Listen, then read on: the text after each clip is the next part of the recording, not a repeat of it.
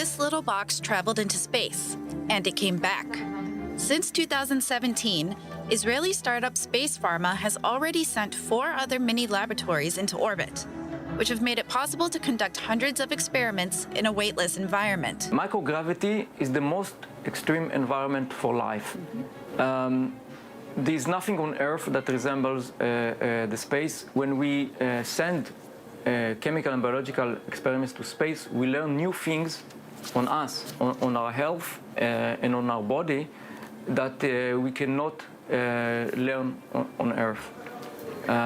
We are making experiments that are impossible to perform on Earth, and then we find new phenomena and also new ways to develop better drugs and to improve our health. But before they could conduct experiments, they had to achieve a technological feat: miniaturize all the tools found in a laboratory. This is a whole laboratory squeezed into a very small box. It has everything that the researchers need to make a very elaborate experiment. We have a refrigerator where we store the material and the product. We have pumps that flow the liquids into the reactor. The reactor is here. And we also have here an analytical unit that includes a microscope and some measurement device that can measure the reaction and send the results directly to Earth.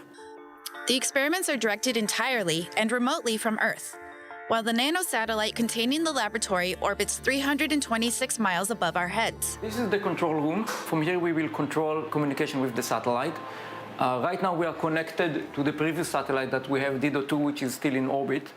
On the left screen we see the interface with the experiments itself. This is the screen where we upload commands to the satellite. In the middle screen, we can see the data about the satellite itself, its position, its charging situation, etc. And in the right screen, you can see a few of the recent pictures we have downloaded from it.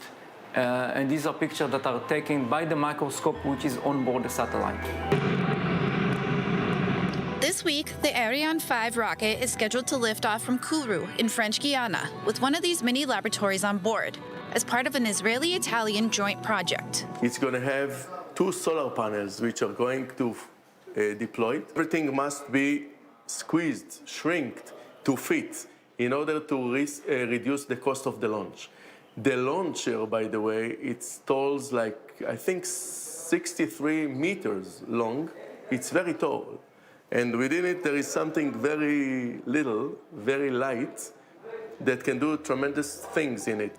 The laboratory, which maintains a temperature equal to that of the human body, will make it possible to conduct experiments on the aging of neurons, resistance of bacteria to antibiotics, and how to improve the absorption capacity of medication. We are a small country, but we have a long history in space. The first Israeli satellite was launched in '88.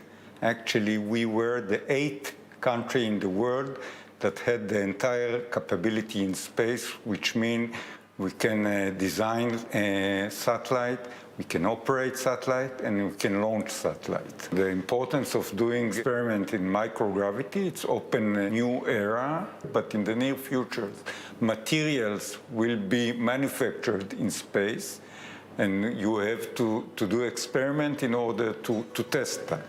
With the ability to conduct such experiments, these laboratories in space are taking the next step to prepare for manned missions on the Moon, Mars, and possibly even boldly go where no one has gone before.